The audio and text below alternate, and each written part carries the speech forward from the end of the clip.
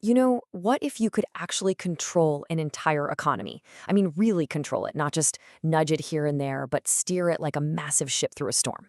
Well, for a little while in the 20th century, that dream felt incredibly real, all thanks to one man, Lawrence Klein. It's this huge question, right?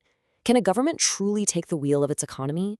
Can it fine-tune all the dials for growth, jobs, and inflation with real precision? And you know what? For a long time, the answer wasn't just maybe.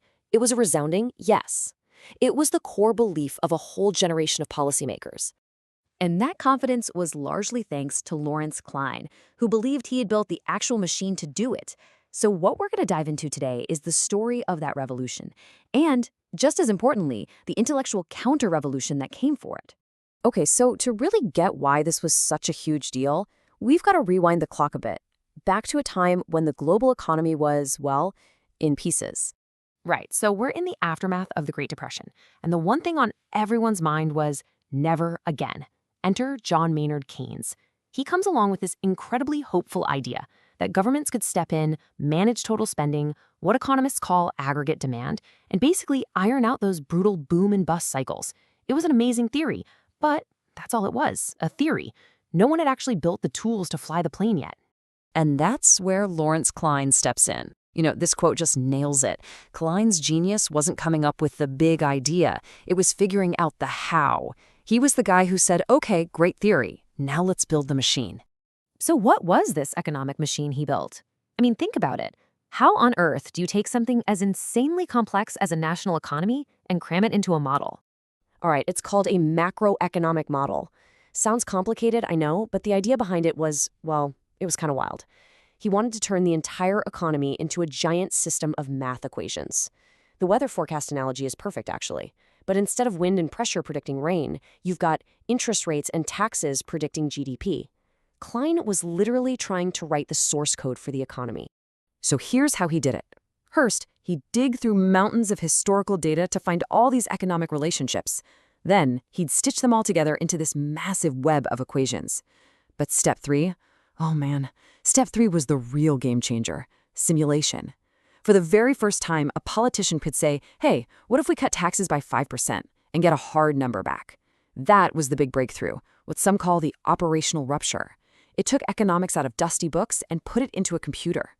And this new way of doing things, it wasn't just a new tool. It created a whole new culture, a new mindset, an age of incredible optimism, a feeling that we could finally get a handle on this whole economy thing. And boy, did his ideas catch on. They spread like wildfire. In the US, his Wharton model basically became the Bible for forecasters. But Klein was thinking bigger, way bigger. He started something called Project Link, which, this is wild. It tried to connect the economic models from dozens of countries, even capitalist and communist ones, to create one giant forecast for the entire planet. It wasn't long before every major central bank and government was using this approach. It just became the way things were done. And this period got a nickname, the era of fine-tuning. The core belief was that the economy wasn't some big, scary, unpredictable beast anymore. Nope. It was a machine. A complex machine, sure, but one you could manage. Policymakers really believed they could just tweak the dials, a little more inflation here to get a little less unemployment there, just keeping the whole engine humming along. It was all about engineering the perfect outcome. But you know how these stories go. Just when this confidence, this sense of control, was at its absolute peak, the machine started to sputter. And then it broke. And it broke in a way that none of the models could have ever seen coming.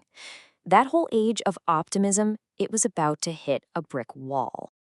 And that crisis had a name, stagflation.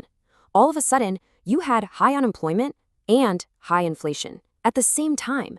According to the rulebook, according to every single model, this just shouldn't happen. It was a contradiction. The core trade-off that all of this fine-tuning was built on, it just evaporated. Poof, gone. So everyone's just standing there, scratching their heads, asking this one massive question. How? How could these incredibly detailed models, built on tons of solid data, be so wrong? Well, the answer that really landed, and it landed like a bomb, came from another economist, Robert Lucas. And what's now called the Lucas critique was just brilliant and devastatingly simple. His point was basically, hey guys, people aren't robots. They're smart. They look ahead. They see a new policy coming down the pike. They figure out what it's going to do, and they change how they act before it even happens. And that's the killer blow. It means the very act of making a new policy can make all your historical data totally worthless. It's like the rules of the game changing mid-play. So let's break this down, because this is the core of it. Klein's entire world was built on the idea that the relationships you find in past data will stay stable. But Lucas came in and said, no way. He said human expectation is the ghost in the machine.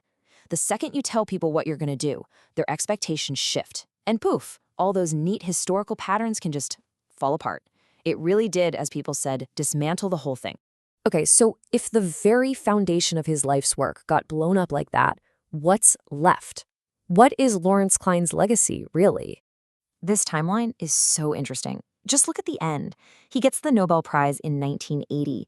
That's after stagflation hit, and after the Lucas critique had seriously challenged his whole approach. That tells you everything, right?